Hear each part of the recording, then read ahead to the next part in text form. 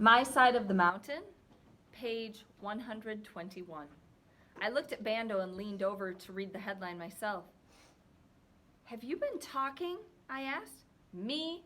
Don't be ridiculous. You have had several visitors other than me." "The fire warden! The old lady!" I cried out. "Now, Thoreau, this could only be a rumor. Just because it is in print doesn't mean it's true. Before you get excited, sit and listen." He read, "Residents of Delhi in the Catskill Mountains report that a wild boy who lives off deer and nuts is hiding out in the mountains. Several hunters stated that this boy stole deer from them during hunting season." "I did not!" I shouted. "I only took the ones they wounded and couldn't find." "Well, that's what they told their wives when they came home without a deer. Anyway, listen to this. This wild boy has been seen from time to time by Catskill residents, some of whom believe he is crazy." "Well, that's a terrible thing to say." "Just awful," he stated. "Any normal red-blooded American boy who wants to live in a treehouse and trap his own food, they just don't do it, that's all." "Read on," I said. "Officials say that there is no evidence of any boy living alone in the mountains, and add that all abandoned houses and sheds are routinely checked for such events. Nevertheless, the residents are sure that such a boy exists. End story." "That's a lot of nonsense." I leaned back against the bedstead and smiled. "Ho, ho, don't think that ends it," Bando said, and reached in his pocket for another clipping. This one is dated December 5th. The other was November 23rd. Shall I read? Yes! "Old woman reports meeting wild boy while picking strawberries in Catskills. Mrs. Thomas Fielder, 97, resident of Delhi, New York, told this reporter that she met a wild boy on Bitter Mountain last June while gathering an annual strawberry jelly supply. She said the boy was brown-haired, dusty, and wandering aimlessly around the mountains. However, she added, he seemed to be in good flesh and happy. The old woman, a resident of the mountain resort town for 97 years, called this office to report her observation. Local residents report that Mrs. Fielder is a fine old member of the community who only occasionally sees imaginary things." Bando roared. I must say I was sweating, for I really did not expect this turn of events. "And now," went on Bando, "and now the queen of the New York papers." This story was buried on page 19. No sensationalism for this paper. "Boy reported living off land in Catskills. A young boy of 17 or 18 who left home with a group of Boy Scouts is reported to be still scouting in that area, according to the fire warden of the Catskill Mountains. Evidence of someone living in the forest, a fireplace, soup bones, and cracked nuts was reported by Warden Jim Handy, who spent the night in the wilderness looking for the lad. Jim stated that the young man had apparently left the area, and there was no evidence of his camp upon a second trip." "What second trip?" I asked. Bando puffed his pipe, looked at me wistfully, and said, "Are you ready to listen?" "Sure," I answered. "Well, here's the rest of it. There was no trace of his camp on a second trip, and the warden believes that the young man returned to his home at the end of the summer.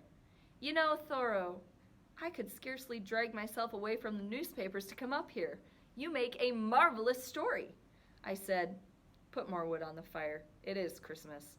No one will be searching these mountains until May Day."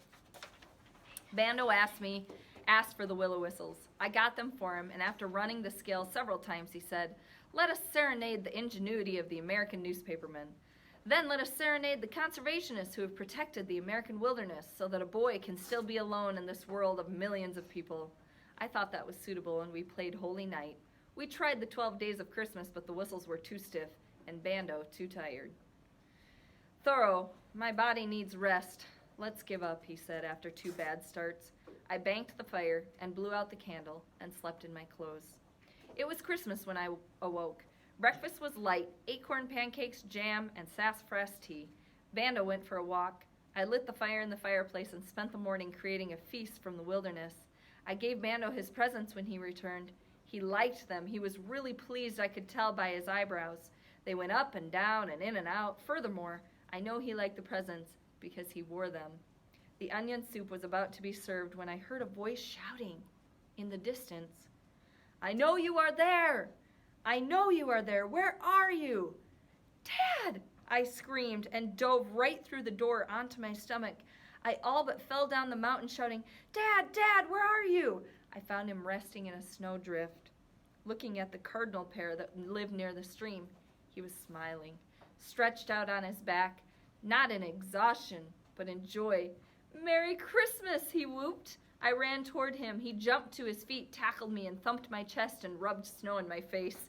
And then he stood up, lifted me from the snow by the pockets on my coat, and held me off the ground so that we were eye to eye. He sure smiled. He threw me down in the snow again and wrestled with me for a few minutes. Our formal greeting done, we strode up the mountain. "Well, son," he began, "I've been reading about you in the papers, and I could no longer resist the temptation to visit you. I still can't believe you did it." His arm went around me. He looked real good, and I was overjoyed to see him. "How did you find me?" I asked eagerly. "I went to Mrs. Fielder, and she told me which mountain. At the stream, I found your raft and your ice fishing holes, and then I looked for trails and footsteps. When I thought I was getting warm, I hollered. Am I that easy to find?" You didn't have to answer, and I'd probably have frozen in the snow. He was pleased and not angry at me at all. He said again, "I just didn't think you would do it. I was sure you'd be back the next day, and when you weren't, I'd bet on the next week, then the next month. How's it going?" "Oh, it's a wonderful life, Dad." When we walked into the tree, Bando was putting the final touches on the venison steak. "Dad, this is my friend, Professor Bando. He's a teacher. He got lost one day last summer and stumbled into my camp. He liked it so well, he came back for Christmas. Bando, meet my father." Bando turned the steak on the spit, rose, and shook my father's hand. "I am pleased to meet the man who sired this boy," he said grandly. I could see they liked each other and that it was going to be a splendid Christmas. Dad stretched out on the bed and looked around. "I thought maybe you'd pick a cave," he said. "The papers reported that they were looking for you in old sheds and houses, but I knew better than that." However, I would never have thought the inside of a tree. "What a beauty!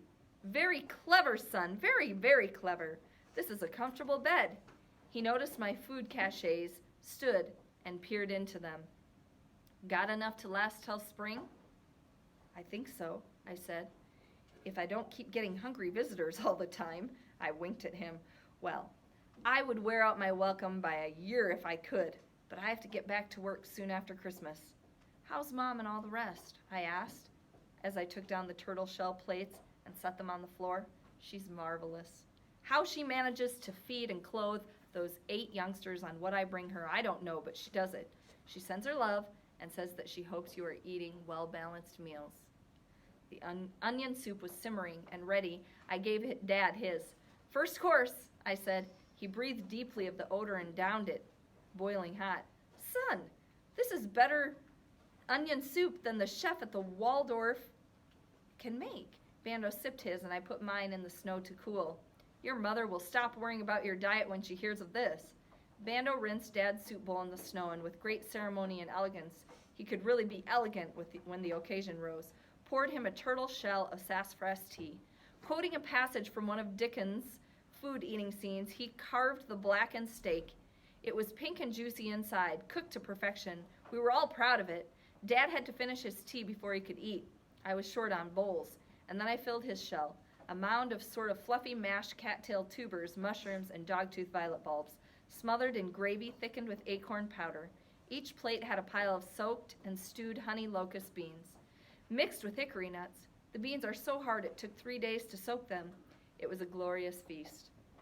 Everyone was impressed, including me. When we were done, Bando went down to the stream and cut some old dried and hollowed reeds. He came back and carefully made us each a flute with the tip of his penknife.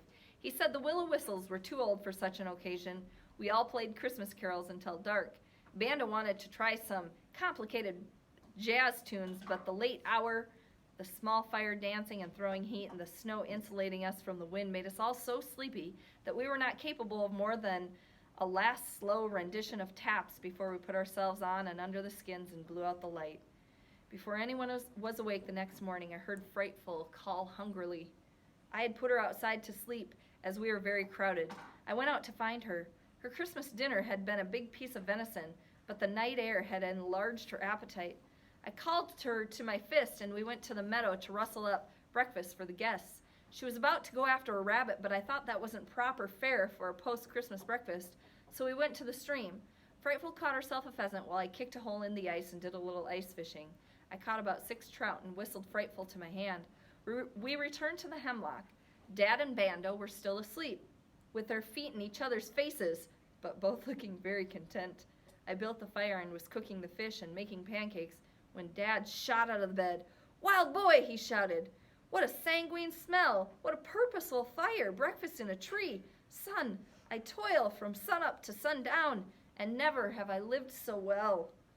I served him. He choked a bit on the acorn pancakes. They're a little flat and hard, but Bando got out some of his blueberry jam and smothered the pancakes with an enormous portion. Dad went through the motions of eating this. The fish, however, he enjoyed, and he asked for more. We drank sassafras tea, sweetened with some of the sugar Bando brought me, rubbed our turtle shells clean in the snow, and went out into the forest. Dad had not met Frightful. She winged down out of the hemlock. He ducked and flattened out on the snow, shouting, "Blast off!" Dad scared of the falcon. He was very cool toward Frightful until he learned that she was the best provider we ever had in our family, and then he continually praised her beauty and admired her talents. He even tried to pet her, but Frightful was not to be won. She snagged him with her talons. They stayed away from each other for the rest of Dad's visit, although Dad never ceased to admire her from a safe distance. Bando had to leave 2 or 3 days after Christmas. He had some papers to grade, and he started off reluctantly one morning, looking very unhappy about the way of life he had chosen. He shook hands all around and then turned to me and said, I'll save all the newspaper clippings for you, and if the reporters start getting too hot on your trail, I'll call the New York papers and give them a bum steer." That means he'll distract them and say something different. I could see he rather liked the idea and departed a little happier. Dad lingered on for a few more days, ice fishing, setting my traps and snares, and husking walnuts. He whittled some, cooking spoons and forks. On New Year's Day, he announced that he must go. "I told your mother I would only stay for Christmas. It's a good thing she knows me, or she might be worried." "She won't send the police out to look for you?" I asked hurriedly. "Could she think you never found me?" "Oh, I told her I'd call her Christmas night if I didn't." He poked around for another hour or two, trying to decide just how to leave. Finally, he started down the mountain. He had hardly gone 100 feet before he was back. "I've decided to leave by another route. Somebody might backtrack me and find you, and that would be too bad." He came over to me and put a hand on my shoulder. "You've done very well, Sam." He grinned and walked off toward the gorge. I watched him bound from rock to rock. He waved from the top of the large rock and leaped into the air. That was the last I saw of Dad for a long time.